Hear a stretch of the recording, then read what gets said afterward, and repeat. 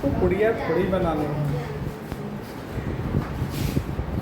देखो कल हम लोगों ने जो फिजिक्स का टॉपिक पढ़ा था वो क्या पढ़ा था? हमने टोरॉइडल नहीं, इस पूरे लेसन को अगर हम दो चार लाइनों में बांधने का प्रयास करो तो सबसे पहले हमने पढ़ा था ऑरेस्टेड एक्सपेरिमेंट। फिर ऑरेस्टेड एक्सपेरिमेंट के बाद में हमने बायो-सावर्ट लॉ पढ़ा। बायो-सावर्ट लॉ का मैंने एप्लीकेशन सीखा।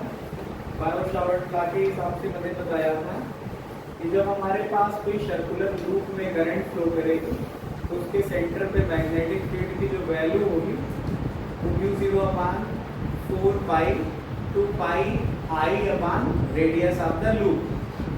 फिर मैंने आपको बताया था इस स्ट्रेट करंट का एक कंडक्टर की वजह से जो मैग्नेटिक फील्ड होगी जाकर के इसी पॉइंट P पे, जो पॉइंट P है वो अगर वायर के परपेंडिकुलर डिस्टेंस उसकी a है तो वैल्यू आती है μ0/4 पाई I upon sin φ1 plus sin φ2। लेकिन अगर वायर पॉइंट P से दोनों तरफ इनफाइनाइट लेंथ का है तो वैल्यू आती है μ0/4 पाई 2i अपॉन a। फिर मैंने आपको बताया था कि जो कोई लूप है उसके एक्सिस के किसी पॉइंट पे, जो उसके लूप के सेंटर से x डिस्टेंस पे है, अगर वहां पे मैग्नेटिक फील्ड इंटेंसिटी की वैल्यू निकालते हैं तो वैल्यू आएगी μ0/4 pi 2 pi I a square upon a square plus x square पूरे की पावर, मतलब जो डिनोमिनेटर में a square plus x square है इसकी पावर 3/2। फिर मैंने आपको बताया था एम्पियर सर्किटल लॉ के बारे में, the close line integral of magnetic field along the closed path is equal to the μ0 times of the total current threading the magnetic field, threading the closed path। तो close integral of b dot dl की value आई थी μ0 into I। फिर मैंने आपको इसका application कराया था। इसके एप्लीकेशन में ही एम्पियर सर्किटल लॉ के एप्लीकेशन में मैंने आपको सोलेनॉइड लास्ट टॉपिक पढ़ाया था। सोलेनॉइड की वजह से जो मैग्नेटिक फील्ड की वैल्यू आती है वो μ0 ni आई थी, जहां पे n का मतलब होता है number of turn per unit length of the solenoid, number of turn per unit length of the solenoid. और फिर इसी केस में हमने आपको टोरॉइडल बताया था। टोरॉइडल की वजह से जो मैग्नेटिक फील्ड की वैल्यू आई थी वो भी μ0 ni ही आई थी, जहां पे n का मतलब यही था number of turn per unit length of the solenoid. इस तरह से करते हुए magnetic effect of electric current का जो टॉपिक था मैंने इसे थ्योरेटिकली समाप्त कर दिया था। लेकिन अब हमें स्टडी क्या करना है इनके न्यूमेरिकल्स के बारे में। न्यूमेरिकल्स पढ़ने से पहले हम आपको कुछ पॉइंट समझाना चाह रहे हैं। आप लोग पहले उनको देखें तो बेहतर समझ में आएगा आपको। जैसे एज्यूम करते हैं हम क्या, एक छोटा सा क्वेश्चन लेके आपको समझाने जा रहे हैं कि जब हमारे पास ये करंट कैरिंग लूप है, थोड़ा सा समझिएगा, करंट कैरिंग लूप में करंट अगर I फ्लो हो रही है तो इसके सेंटर पे जो B की वैल्यू होती है वो μ0/4 pi 2 pi I upon radius, मान लो इसकी रेडियस कितनी है R। तो अगर कभी कभी ऐसा कोई केस आ जाए कि ये पूरा लूप ना हो, इस लूप का कुछ आर्क दिया हो, तो वैल्यू कितनी आएगी? तो अब इसको समझते हैं। जैसे मान लो ये लूप था, ये सेम रेडियस का है, इसका सेंटर मान लो ये B है, यहाँ पे वैल्यू निकालना है, इसका सेंटर O है, यहाँ पे वैल्यू निकालना है। और क्वेश्चन में जो आपको फिगर दिया गया है एज्यूम करते हैं वो इतना है, वो ऐसे कोई वायर है, ऐसे कोई वायर है, ऐसे। और इसमें पूछा गया है कि बताइए ये वायर ऐसे भी हो सकता है या इसको ऐसे भी फोल्ड कर सकते हैं हम, वायर ऐसे कहा जा रहा है कि करंट इसमें ऐसे फ्लो हो रही है। ये तो मैंने आपको डार्ट करके समझाने के लिए बता दिया, इसका सेंटर है। ये अगर ये लूप है ये आर्क है लूप का, ये लूप का अगर आर्क है और आर्क का सेंटर O है तो इसकी यहां से लूप आर्क की अगर हम रेडियस देखें मान लो R है, तो इस केस में हमको कौन बताएगा कि वैल्यू जो है इतने पोर्शन की वजह से कितनी है। ये जो आप पोर्शन देख पा रहे हैं इस पोर्शन की वजह से कितनी वैल्यू आएगी। तो इसी बात को समझाने के लिए हम आपको समझाना ये चाह रहे हैं कि जब देखिए इस लूप ने सेंटर पे जो एंगल बनाया कितने डिग्री का बनाया, 360 मींस 2 पाई, 360 डिग्री का एंगल बनाया चाहे 2 पाई डिग्री का 2 पाई एंगल बनाया। तो मैग्नेटिक फील्ड की वैल्यू कितनी आई, μ0/4 पाई 2 पाई आई अपान रेडियस। अगर ये लूप जो ऐसा होता उसका केवल आर्क लेते हैं जो सेंटर पे एंगल बनाता 1 डिग्री का, तो रिजल्ट कितना आता b/2 पाई, जो ये b की वैल्यू है उसके लिए 2 पाई से डिवाइड कर देते हैं, मतलब आता हमारे पास μ0/4 pi 2 pi i upon r into 1/360 degree. 360 degree के लिए ये वैल्यू, तो 1 डिग्री के लिए आप यूनिट लगा दीजिए। तो यहां से थीटा डिग्री के लिए कितना आएगा, μ0/4 pi 2 pi i upon r into 1/360 degree into theta degree, या ऐसे कह सकते हो 1 को थीटा में मल्टीप्लाई कर दोगे तो थीटा डिग्री अपान 360 डिग्री। ये एक फार्मूला हो जाएगा उस आर्क के लिए जिसने सेंटर पे एंगल कितने का बनाया है बताइए, थीटा डिग्री का। एज्यूम करो इसको यहां से मिलाते और इसको यहां से मिलाते तो ये एंगल कितने का है, थीटा डिग्री का है। तो इस आर्क की वजह से जो मैग्नेटिक फील्ड की वैल्यू यहां पे होगी वो केवल फोकस था मेरा समझाने का। बाकी स्ट्रेट करंट कैरिंग कंडक्टर का भी टॉपिक आएगा तो अलग से भी कराऊंगा। अब तुम लोगों को याद है कि जब यूनिफॉर्म करंट किसी यूनिफॉर्म का करंट कैरिंग कंडक्टर में फ्लो होती है, जैसे ये इनफाइनाइट लॉन्ग, बात को समझिएगा, ये दूसरा पॉइंट हम आपको बताने जा रहे हैं। ये आपके पास infinitely long current carrying conductor है और इससे मान लो ये p डिस्टेंस पे आपके पास p पॉइंट पे आपके पास ये वैल्यू निकालना है और जो यहाँ पे पॉइंट P है यहाँ पे मैग्नेटिक फील्ड की वैल्यू हम निकालना चाह रहे हैं, ठीक है। तो इसके लिए आपको फार्मूला याद आ रहा होगा, मैंने प्रूफ कराया था μ0/4 पाई 2i अपान r, ये इनफाइनाइट लेंथ के लिए। लेकिन अगर यही फाइनाइट लेंथ होती दोनों तरफ ऐसे सिंबल दिया है तो इनफाइनाइट लेंथ है, ये लेंथ है और करंट की डायरेक्शन ये है, ठीक है। लेकिन अगर ये पॉइंट यहाँ ना हो करके मान लो यहाँ पे फाइनाइट इनफाइनाइट इतनी भी होती जाकर, मतलब ये है कि इसके नीचे वायर ना होता, इसके एंड पे अगर हम देखते जाकर के, जैसे एंड के सामने ये मान लो कोई पॉइंट B है, यहाँ पे किसी ने पूछा सर B की वैल्यू बताओ, तो यहाँ पे B की वैल्यू आ जाएगी μ0/4 पाई बोलो I अपान ये separation sin phi1 plus sin phi2, आपको याद आ रहा है इसका फार्मूला ओरिजिनेट हमने किया था, प्रूफ कराया। अब देखिए इधर के अगर हम एंड को यहीं से मिलाएंगे तो एंगल तो जीरो आएगा, क्योंकि जो आपने फार्मूला प्रूफ किया था उसके लिए थे ऑब्जर्वेशन पॉइंट यहाँ पे था, ये पॉइंट को यहाँ से मिलाया था, ये डिस्टेंस आर थी, तो ये इनफाइनाइट लेंथ होने की वजह से यहाँ मिलाते थे, कहते सर इनफाइनाइट पे मिलेगा तो एंगल 90 का होगा, नीचे की तरफ कहते थे सर इसको इनफाइनाइट पे मिलाओगे तो एंगल 90 का बनेगा जाकर के। लेकिन जब इनफाइनाइट पे मिलाओगे तो ये एंगल 90 का होगा ना, लेकिन जब नीचे एंड ही नहीं है तो इसको मिलाओगे कहाँ से, यहीं से मिलाओगे, तो एक एंगल जीरो हो जाएगा, दूसरा जो इनफाइनाइट पे मिलेगा उसके लिए एंगल 90 डिग्री हो जाएगा। तो इसी में एक वैल्यू को आप 90 लिख दीजिए और दूसरी वैल्यू को 0 लिख दीजिए, sin 90 की वैल्यू 1 हो जाएगी, sin 0 की वैल्यू 0, 1 प्लस 0 का मतलब 1 हो जाएगा और 1 से इसमें मल्टीप्लाई करोगे तो μ0/4 पाई i अपान r आ जाएगा।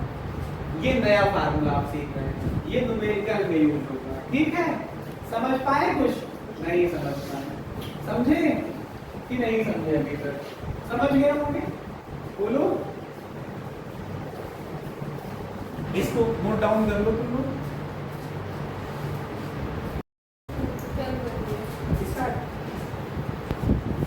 इसमें करंट कितनी है? 12 एम्पियर। ये हमारे पास एक सेमी सर्कुलर आर्क के फॉर्म में एक वायर बिल्ट है, मतलब जुड़ा हुआ। इसकी रेडियस आपको पता है? अकॉर्डिंग टू क्वेश्चन ये रेडियस 2.0 सेंटीमीटर है। कितनी है? तो कह रहे हैं कि ये करंट कैरिंग कंडक्टर की वजह से जब आपको ये सेंटर O पे, सेंटर O का मतलब सर्कुलर लूप का जो सेंटर O है, उस पे मैग्नेटिक फील्ड की वैल्यू निकालना। तो थोड़ा ध्यान दीजिएगा, यहाँ ये वायर को अगर आप देखो तो 3 सेक्शन में आप डिवाइड मान सकते हो। पहला सेक्शन ये स्ट्रेट पार्ट, दूसरा सेक्शन ये आपके पास सेमी सर्कुलर पार्ट, और तीसरा सेक्शन ये आपके पास स्ट्रेट पार्ट। बात समझ रहे हो कि नहीं? 3 सेक्शन है। आपको मैं पहले और तीसरे सेक्शन की वजह से पहले वैल्यू समझा देता हूँ।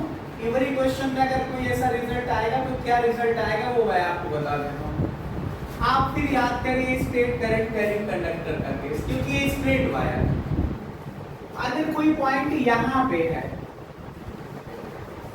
समझ रहे हो, इससे इसकी परपेंडिकुलर डिस्टेंस R है या A है, जो आप मानना हो मान लीजिए।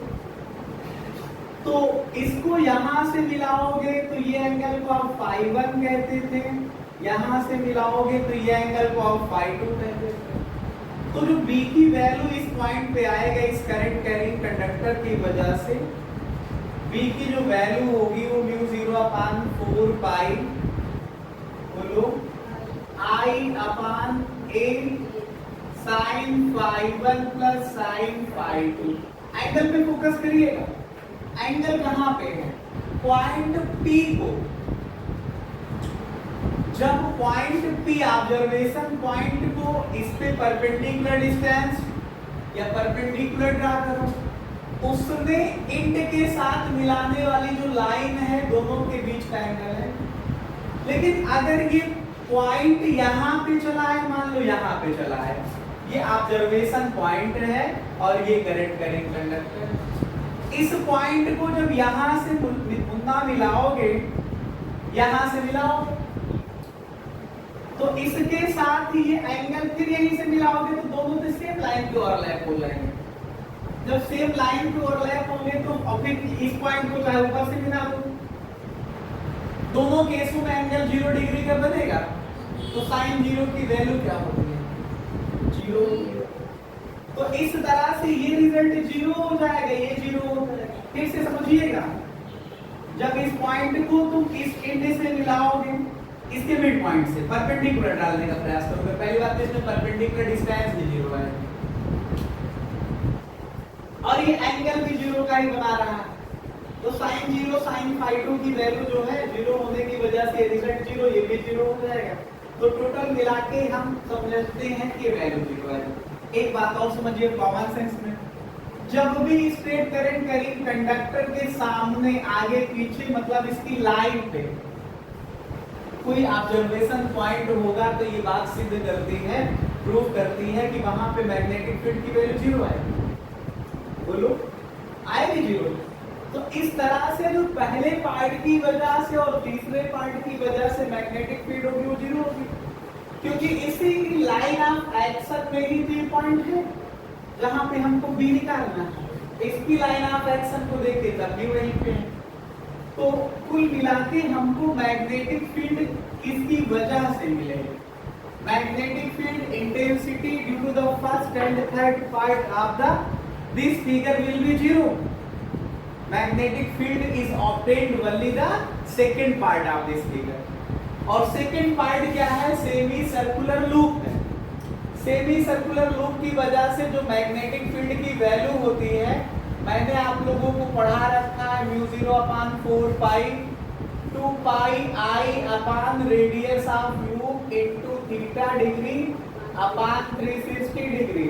जब इस लूप ने जो है सेंटर पे एंगल कितने का बनाया, थीटा डिग्री का, तो उसके लिए अभी मैंने आपको समझाया ये फार्मूला।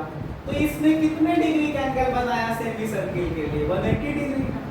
तो जो ये b की वैल्यू आ जाएगी, ये mu 0 upon 4 pi 2 pi i upon r into 180 degree upon 360 degree. चलिए वैल्यू रखते हैं एम्पियर सिस्टम में। म्यू 0 अपान 4 पाई की वैल्यू 10 की power minus 7 into 2 into pi, ये i का मतलब है 12 एम्पियर अपान रेडियस 2.0 सेंटीमीटर का मतलब 10 की power minus 2 metre ampere system में, इंटू कितना 1/2, इससे ये कैंसिल हो जाएगा। समझ पा रहे हैं आप लोग? 10 की पावर माइनस 7 इंटू इससे ये कैंसिल करो तो 6 आ जाएगा। तो कितना आएगा 6, ऊपर पाई भी बच रहा, और 10 की पावर माइनस 2 को ऊपर ले जाओ तो प्लस कट हो जाएगा। तो 6 पाई इंटू 10 की पावर माइनस का 5 आ जाएगा ये, और इसकी यूनिट क्या होती है, टेस्ला। तो इस तरह से करते हुए आपके पास ये रिजल्ट आ जाएगा। ठीक है, बोलो बोलो, रख सकते हो, मल्टीप्लाई करना हो तो आप 3.14 रख दीजिए। इसको लाइव चलाने के लिए 1000 सब्सक्राइबर चाहिए। नहीं पता था। एक क्वेश्चन और तुम लोगों के सामने है, ठीक है? इस बार आप क्वेश्चन को सुनिए मेरे साथ। देखा the wire shown in the figure carries a current of 10 ampere. एक वायर है, जैसा कि फिगर में हम आपको बताने जा रहे हैं, इसमें 10 एम्पीयर की करंट फ्लो हो रही है। फिर आगे लिखा कि determine the magnitude of magnetic field induction at the center O given that radius of the coil 3 centimeter। देखो लास्ट क्वेश्चन में तुम लोगों ने डायरेक्शन नहीं बताई थी, वो आपके लिए होमवर्क छोड़ रहा हूं कि उसकी डायरेक्शन निकाल लीजिएगा। देखिए ये हमारे पास जो लूप है, बात को समझिए, जो हमारे पास ये लूप दिया गया है इस बार, वो कुछ इस तरह से है। जो फिगर बना है वो कुछ इस तरह से है। यहाँ पे एंगल लिखा है 90 डिग्री का, करंट ऐसे फ्लो हो रही है, ऐसे। कितने एम्पियर की करंट है बताइए, कितने एम्पियर की करंट है, 10 एम्पियर की करंट है, और इसकी रेडियस लूप की क्या है, 3 सेंटीमीटर है। कितनी है? ये एंगल कितने का है? तो इस लूप ने सेंटर पे जो एंगल बनाया ये कितने का है, 270 डिग्री। फिर आप देखिए इस पूरे फिगर को समझेंगे तो 3 पार्ट में ब्रेक कर सकते हो। ये पहला पार्ट, ये पोर्शन स्ट्रेट वाला, ये दूसरा पार्ट, और ये तीसरा पार्ट। अगर हम magnetic field intensity at O निकालें तो ये आएगा magnetic field intensity at O due to first part, बोलो, plus magnetic field intensity at O due to R plus magnetic field intensity at O due to third part. देखा, third part. तो ये straight current carrying conductor है first part, इसके just सामने ये point पड़ रहा है, तो रिजल्ट क्या होगा, 0। ये भी थर्ड पार्ट भी आपके पास स्ट्रेट करंट कैरिंग कंडक्टर है, बोलो। ऑब्जर्वेशन पॉइंट इसी के जस्ट सामने लाइन ऑफ एक्शन में आ रहा ना, इसी की स्ट्रेट लाइन में आ रहा ना, तो मैग्नेटिक फील्ड किसकी वजह से निकलेगी, ये जो आर्क है इसकी वजह से निकलेगी। इसका फार्मूला क्या होगा, mu 0 upon 4 pi 2 pi i upon r into theta degree upon 360 degree. Theta का मतलब क्या होता है, आर्क ने सेंटर पे जितने डिग्री का एंगल बनाया, तो ये वैल्यू पुट करिए। अब जीरो इसमें ऐड करो, कोई फर्क तो पड़ेगा नहीं। तो ये कितना आ जाएगा, मैग्नेटिक फील्ड की वैल्यू कितनी आ जाएगी, म्यू 0/4 पाई, बोलो 2 पाई की वैल्यू पढ़ा रहे दीजिए, बाद में रख लेंगे। आई की value 10 ampere upon radius 3 × 10⁻² metre. Radius R की वैल्यू 3 सेंटीमीटर में है, तो 3 सेंटीमीटर को मीटर में बदलने के लिए 10⁻² से मल्टीप्लाई करो। मीटर में बदलने के लिए सेंटीमीटर को 100 से डिवाइड करोगे ना, 100 से डिवाइड करने का मतलब 10⁻² से मल्टीप्लाई करना। आई की वैल्यू मैंने रखा, थीटा की वैल्यू कितनी है 270 डिग्री, अपान में कितना 360 डिग्री। आपको पता है 90 से इसको कैंसिल करो, 4 आएगा, ये 3 आ जाएगा, और इस 3 से ये 3 कैंसिल हो जाएगा। ये देखिए 2 से 4 को कैंसिल करिए 2 आएगा, 2 से 10 को कैंसिल करिए 5 आ जाएगा। ये वैल्यू पुट करिए 10⁻⁻7 × 5 पाई बच रहा, अपान 10⁻⁻², ये टेस्ला आंसर आ जाएगा। इसको और आगे सॉल्व करेंगे तो 5 पाई × 10⁻⁻7 है, -2 प्लस का 2 चला जाएगा ऊपर, तो 10⁻⁻5 टेस्ला, ये आपका रिजल्ट आ जाएगा। ठीक है, तो ऐसे क्वेश्चनों को हम तुम्हें समझा रहे हैं। ठीक, बोलो।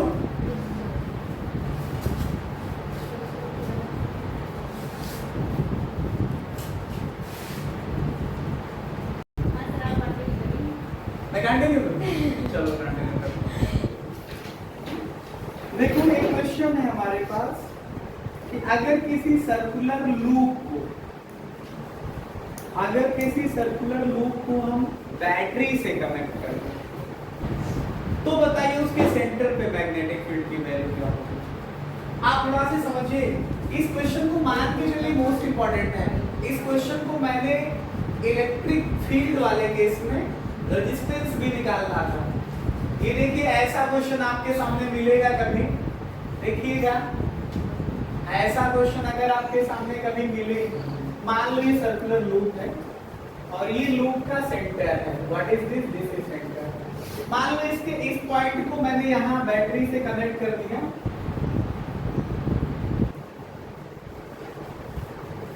ये बैटरी, ये स्पेशल जो मैंने डिजाइन दी, इसका कोई मतलब नहीं है इस डिजाइन का, आप सीधा वायर वहां पे जोड़ सकते हो। ठीक है, ये अगर हम इसको यहाँ से डाट डाट करके मिला के दिखाएं तो आपको ये समझाना चाह रहे हैं एंगल के बारे में। जैसे मान लो ये एंगल थीटा है, तो पुनः ये कितना होगा 360 डिग्री माइनस का थीटा। अगर यहाँ पे देखोगे तो करंट जो आई है दो पार्ट्स में डिवाइड हो जाएगा। अगर करंट आई का कुछ पार्ट लाइक एज I1 इसमें जाता है, तो आई का बचा हुआ पार्ट I माइनस I1 इसमें चला जाएगा। बोलो, ये यहाँ पे आकर के मिलेगा, इसमें करंट ऐसे फ्लो होगी, I माइनस I1 ऐसे फ्लो होगा, दोनों मिल जाएंगे, फिर ये सर्किट कंप्लीट हो जाएगा और सर्किट में करंट I फ्लो करने लगेगा बैटरी के पॉजिटिव टर्मिनल से नेगेटिव टर्मिनल। तो आप ये लूप देख पा रहे हैं, लूप में करंट के दो पार्ट हो गए हैं। अगर आप इसका नोमेनक्लेचर कर दें, मान लो आपने इसको नाम दे दिया, मैंने बी का यूज इस वजह से नहीं किया कि आप मैग्नेटिक फील्ड लिखोगे अभी, तो बी मैं ना लिखूं, मैंने नाम दे दिया ACDEA, नाम का कोई सर्कुलर लूप। तो आपके पास मैग्नेटिक फील्ड इसकी वजह से होगी और मैग्नेटिक फील्ड इसकी वजह से होगी। आप समझ पा रहे हैं? जैसे मैं निकालूं कि magnetic field intensity at O due to ACD arc देखिए ACD, मैग्नेटिक फील्ड का फार्मूला मैंने इसकी वैल्यू को V1 कह दिया, V1 की वैल्यू μ0/4 pi 2 pi I minus I1। Current कितना है I माइनस I1। कोई समस्या यहाँ पर? अपान रेडियस, मैंने मान लिया इसकी रेडियस स्मॉल r है, बाकी जो क्वेश्चन में लिखी होगी वो ले लेंगे, ये सिर्फ मिड क्वेश्चन है, इंपॉर्टेंट क्वेश्चन, ठीक है। और एंगल कितने का बनेगा, थीटा की वैल्यू 360 डिग्री माइनस का थीटा अपान 360 डिग्री। यहाँ तक कोई सा समस्या सवाल हो तो आप पूछिएगा। फार्मूला था mu 0 upon 4 pi 2 pi I मतलब current upon radius of the R into angles at subtended at its centre upon 360 degree, यही था। बोलो अब इसमें डायरेक्शन बताओ, करंट कैसे घूम रही है, क्लॉकवाइज, तो मैग्नेटिक फील्ड की डायरेक्शन क्या होगी, बोलो perpendicular downwards to plane of paper, plane of paper, plane of, आप कॉपी पे जब इसको बनाएंगे तो परपेंडिकुलर डाउनवर्ड दिखाई पड़ेगा या इनवर्ड, बुक वाले इनवर्ड भी कहीं कहीं लिखते हैं, ठीक। अब नीचे वाले पोर्शन को देखो, मैग्नेटिक फील्ड इंटेंसिटी एट ओ निकाले हैं हम ड्यू टू एईडी की वजह से। अगर इसको हम B2 नाम दे दें तो फार्मूला क्या लगाओगे आप लोग, mu 0 upon 4 pi 2 pi into current upon radius, current कितनी है बोलो, into angle theta degree upon कितना 360 डिग्री, और यहां ये होगा परपेंडिकुलर अपवर्ड, अपवर्ड्स किसके, to plane of paper, plane of paper. जो कॉपी में इस फिगर को बनाओगे तो उस कॉपी में जो होगा उस पेपर के परपेंडिकुलर अपवर्ड दिखाई पड़ेगा। यहाँ पे बोर्ड के हिसाब से देखें तो बोर्ड के परपेंडिकुलर अपवर्ड होगा, मतलब बाहर की तरफ, तुम लोगों की तरफ। Perpendicular downward to the board का मतलब बोर्ड के अंदर की तरफ होगा। अब थोड़ा सा ध्यान देना, अगर इनका अगर आप रिजल्ट निकालोगे, रिजल्ट निकालोगे तो दोनों अपोजिट डायरेक्शन में है। V1 अंदर की तरफ है, V2 बाहर की तरफ है। जब एक पॉइंट पे दो वेक्टर क्वांटिटी अपोजिट डायरेक्शन में वर्क करेंगे तो रिजल्ट निकालने के लिए सेपरेट करेंगे। जब दो वेक्टर क्वांटिटी एक ही डायरेक्शन में होगी तो ऐड करेंगे, ठीक है। तो यहां से निकालेंगे हेंस जो आपका रिजल्टेंट मैग्नेटिक फील्ड इंटेंसिटी होगा कहां पे, एट बोलो ओ। अगर इसको हम वेक्टर बी कह दें तो वेक्टर बी जो B1 से B2 को चाहे माइनस कर दो, चाहे B2 से B1 को माइनस कर दो, क्योंकि अभी आपको ये वैल्यू एग्जैक्ट तो पता नहीं कौन बड़ी कौन छोटी। अगर आपने B1 से B2 को निकाला और वैल्यू पॉजिटिव आ गई तो इसका मतलब B1 बड़ा था B2 छोटा था, और B1 से B2 को माइनस किया वैल्यू नेगेटिव आ गई तो इसका मतलब B2 बड़ा था B1 छोटा था।